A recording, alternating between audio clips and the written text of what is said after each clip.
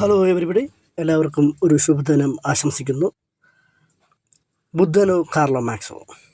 Baba Saheb doctor BR അംബേദ്കറുടെ ബുദ്ധനോ കാർലോ മാക്സോ എന്ന കൃതിയെക്കുറിച്ച് നമുക്ക് ഇവിടെ ശ്രവിക്കാം.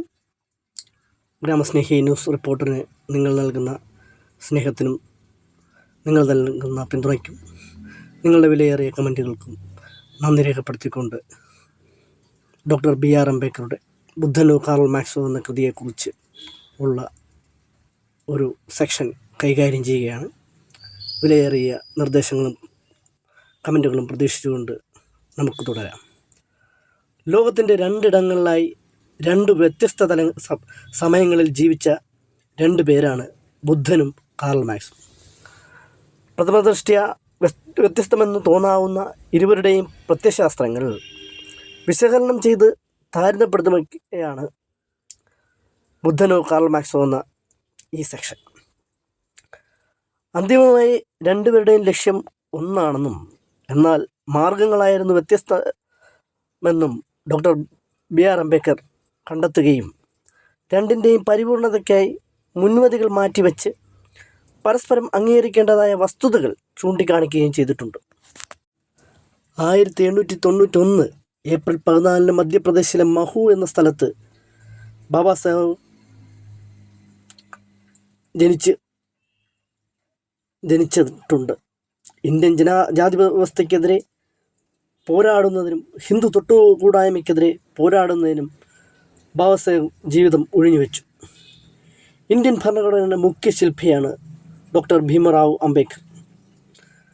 അടിസ്ഥാനവർഗ ജനതയുടെ നവോത്ഥാന നായകനും ഇന്ത്യൻ നിയമജ്ഞനും പണ്ഡിതനും അധിസ്ഥിതരുടെ രാഷ്ട്രീയ നേതാവുമായിരുന്നു ബാബാ സാഹേബ് അംബേദ്കർ.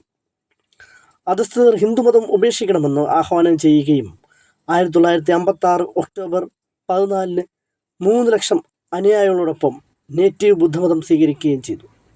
ഇന്ത്യയുടെ പരമോന്നത പൗരബഹുമതിയായ ഭാരതരത്ന അംബേദ്കറിന് സമ്മാനിച്ചത് സ്വതന്ത്ര ഇന്ത്യയുടെ പ്രഥമ നിയമമന്ത്രിയുമായിരുന്നു ബാബാ സാഹേബ്. 1956 ഡിസംബർ 6 ബാബാ സാഹേബ് അംബേദ്കർ പരിനിർവാണം പ്രാപിച്ചു.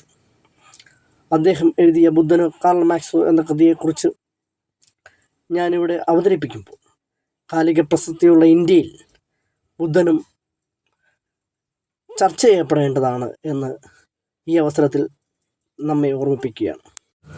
ബുദ്ധനും കാർൽ മാക്സും തമ്മിലുള്ള താരതമ്യം ഒരു ഫലിതമായി പരിഗണിക്കപ്പെടാനിടയുണ്ട്. അതിൽ അത്ഭുതപ്പെടാൻ ഒന്നുമില്ല. മാക്സും ബുദ്ധനും തമ്മിൽ 2381 സംവത്സരങ്ങളുടെ അകലമുണ്ട്.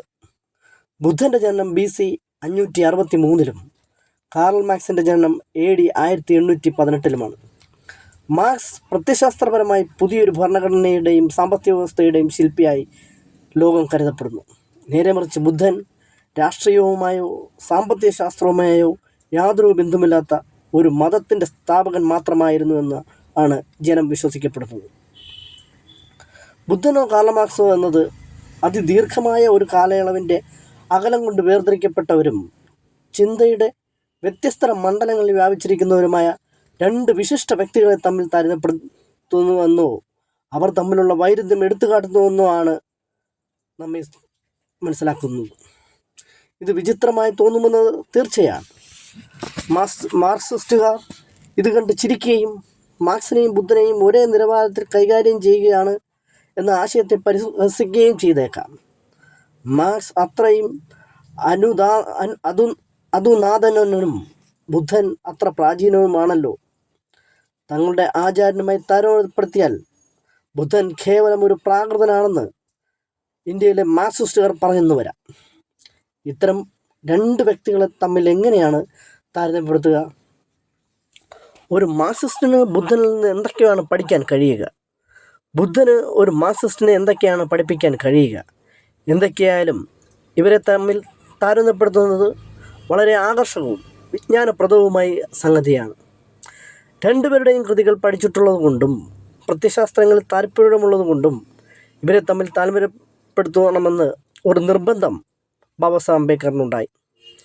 മാർക്സിസ്റ്റുകാർ അവരുടെ മുൻവിധികൾ മാറ്റിവെക്കുകയും ബുദ്ധൻ്റെ കൃതികൾ പഠിക്കുകയും ചെയ്താൽ അവരുടെ മനോഭാവത്തിൽ മാറ്റം വരുമെന്ന് ബാബാ സാഹേബ് ഉറപ്പിച്ച് പറയുന്നുണ്ട്. ബുദ്ധനെ പരിഹസിക്കാൻ തീരുമാനിച്ച അവർ അദ്ദേഹത്തെ സ്തുതിക്കാൻ തുടങ്ങുമെന്നും പ്രതീക്ഷ ഉണ്ടെന്നും ബാബാ സാഹേബ് അംബേദ്കർ നമ്മെ ഓർമ്മപ്പെടുത്തും. എങ്കിലും ബുദ്ധൻ്റെ ഉപദേശങ്ങളിൽ പഠനാർഹമായ എന്തൊക്കെയോ ഉണ്ടെന്ന് മാർക്സിസ്റ്റുകാർ മനസ്സിലാക്കുമെന്ന് പറയാൻ ബാബാ സാഹേബ് അംബേദ്കർ എപ്പോഴും ശ്രമിച്ചു. കമ്മ്യൂണിസ്റ്റുകാർ സ്വയം സമ്മതിക്കുന്നുണ്ട്, ഭരണകൂടം സ്ഥിരം സ്വേച്ഛാധിപതിയായി വർത്തിക്കുക എന്ന സിദ്ധാന്തം തങ്ങളുടെ രാഷ്ട്രീയ തത്വശാസ്ത്രത്തിൻ്റെ ഒരു ന്യൂനതയാണെന്ന്. ഭരണകൂടം അന്തിമമായി അന്തർധാനം ചെയ്യുമെന്നും വാദത്തിലാണ് ഇവർ അഭയം തേടുന്നത്. എന്നാൽ ഇവർ ഉത്തരം നൽകേണ്ട 2 ചോദ്യങ്ങളുണ്ട്. 1. എപ്പോഴാണ് ഭരണകൂടം അന്തർധാനം ചെയ്യുക? 2. അത് അന്തർധാനം ചെയ്യുമ്പോൾ എന്താണ് പ്രസ്തുത സ്ഥാനത്ത് നിലവിൽ വരിക? ഇതിൽ ഒന്നാമത്തെ ചോദ്യത്തിന് നിശ്ചിതമായ സമയം നൽകാൻ അവർക്കാവില്ല. ഹ്രസ്വകാലത്തെ സ്വേച്ഛാധിപത്യം നന്നായിരിക്കാം, ജനാധിപത്യം സുരക്ഷിതമാക്കുന്നതിന് അത് സ്വാഗതാർഹമായ കാര്യം പോലുമാവാം.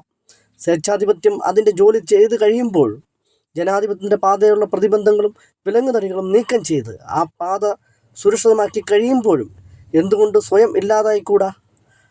അശോകൻ അതിൻ്റെ മാതൃക കാണിച്ചു തന്നില്ലേ? അദ്ദേഹം കലിംഗർക്കെതിരായി അക്രമം പ്രയോഗിച്ചു, പക്ഷെ അതിനുശേഷം അദ്ദേഹം അക്രമം പാടെ പരിധിച്ചു. ഇന്ന് നാം കാണുന്ന നേതാക്കൾ അവരുടെ ഇരകളെ നിരായുധീകരിക്കുക മാത്രമല്ല, സ്വയം നിരായുധീകരിക്കുകയും ചെയ്താൽ ലോകമൊട്ടാകെ സമാധാനമുണ്ടാകും. കമ്മ്യൂണിസ്റ്റുകാർ ഉത്തരം തന്നിട്ടില്ല. എപ്പോഴും അന്തർധാനം ചെയ്യുമെന്ന ചോദ്യത്തേക്കാൾ പ്രധാനം അവർ അന്തർധാനം ചെയ്യുമ്പോൾ എന്താണ് തൽസ്ഥാനത്ത് നിലവിൽ വരിക എന്ന ചോദ്യത്തിനാണ്. എങ്കിലും കമ്മ്യൂണിസ്റ്റുകാർ അതിന് തൃപ്തികരമായ ഉത്തരം നൽകിയിട്ടില്ല. അത് അന്തർധാനം ചെയ്യുന്നത് വഴി അരാജകത്വം ഉണ്ടാവും എന്നാണെങ്കിൽ കമ്മ്യൂണിസ്റ്റ് ഭരണകൂടം കെട്ടിപ്പടുക്കുന്നത് വെറും പാഴ്വേലയാണ്. ബലം കൊണ്ടല്ലാതെ കമ്മ്യൂണിസ്റ്റ് ഭരണകൂടത്തെ നിലനിർത്തുവാനാവുകയില്ലെങ്കിൽ അതിനെ താങ്ങി നിർത്തുന്ന ബലം പിൻവലിച്ചു കഴിഞ്ഞാൽ ഉടൻ തന്നെ അരാജകത്വം ഉണ്ടാകുമെങ്കിൽ കമ്മ്യൂണിസ്റ്റ് ഭരണകൂടം കൊണ്ട് എന്താണ് പ്രയോജനം? ബലം പിൻവലിച്ചു കഴിഞ്ഞാൽ ഭരണകൂടത്തെ നിലനിർത്താൻ മതത്തിന് മാത്രമേ കഴിയൂ. എന്നാൽ കമ്മ്യൂണിസ്റ്റുകാർ മതത്തിന് ഭ്രഷ്ട് കരിപ്പിച്ചിരിക്കുകയല്ലേ?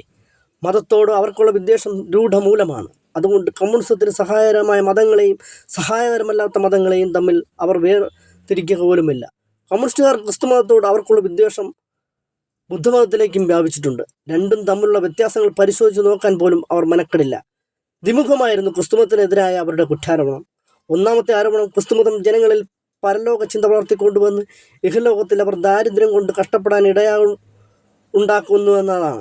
ഇത്തരം ഒരു ആരോപണം ബുദ്ധമതത്തിനെതിരായി ഉന്നയിക്കാൻ സാധ്യമല്ലെന്ന കാര്യം ഈ ലേഖനത്തിൽ ആദ്യ ഭാഗത്ത് ഉദ്ധരിച്ചിട്ടുള്ളത് ബുദ്ധമത തത്വങ്ങൾ വ്യക്തമാക്കുന്നുണ്ടല്ലോ. ഇനി ക്രിസ്തുമതത്തിനെതിരായി ഉന്നയിക്കുന്ന 2ാമത്തെ ആരോപണവും ബുദ്ധമതത്തിനെതിരായി ഉന്നയിക്കുന്ന സാധിക്കില്ല. ഈ ആരോപണം മതം മനുഷ്യനെ മയക്കുന്ന കറുപ്പാണ് എന്ന പ്രസ്താവനയിൽ മാർക്സ് സംഗ്രഹിച്ചിരിക്കുന്നു. ഈ ആരോപണത്തിൻ്റെ അടിസ്ഥാനം എന്നത് ബൈബിളിൽ കാണുന്ന ഗിരിപ്രഭാഷണമാണ്. ഗിരിപ്രഭാഷണം ദാരിദ്ര്യത്തെയും ദൗർബല്യത്തെയും മഹത്വവൽക്കരിക്കുന്നു. ദരിദ്രർക്കും ദുർബലർക്കും അത് സ്വർഗരാജ്യം വാഗ്ദാനം ചെയ്യുന്നു. എന്നാൽ ബുദ്ധൻ്റെ ഉപദേശങ്ങളിൽ ഗിരിപ്രഭാഷണം കാണാനില്ല. അദ്ദേഹം ഉപദേശിക്കുന്നത് സ്വത്ത് സമ്പാദിക്കാനാണ്. സമത്വം സ്ഥാപിക്കുന്നതിന് വേണ്ടി സാഹോദര്യമോ സ്വാതന്ത്ര്യമോ വിലകഴിക്കാൻ സമൂഹത്തിന് ഒരിക്കലും സാധിക്കുകയില്ല. സാഹോദര്യവും സഹോദരവും ഇല്ലെങ്കിൽ സമത്വത്തിന് ഒരു വിലയും കൽപ്പിക്കുന്നില്ല. ബുദ്ധമാർഗം പിന്തുടർന്നാൽ മാത്രമേ മൂന്നിനും സഹവർത്തിക്കാൻ സാധിക്കുകയുള്ളൂ എന്ന് ബാബാ സാഹേബ് അംബേദ്കർ നമ്മെ ഓർമ്മപ്പെടുത്തുന്നു. കമ്മ്യൂണിസത്തിന് ഒന്ന് നൽകാൻ സാധിക്കും, എല്ലാം നൽകാനാവില്ല.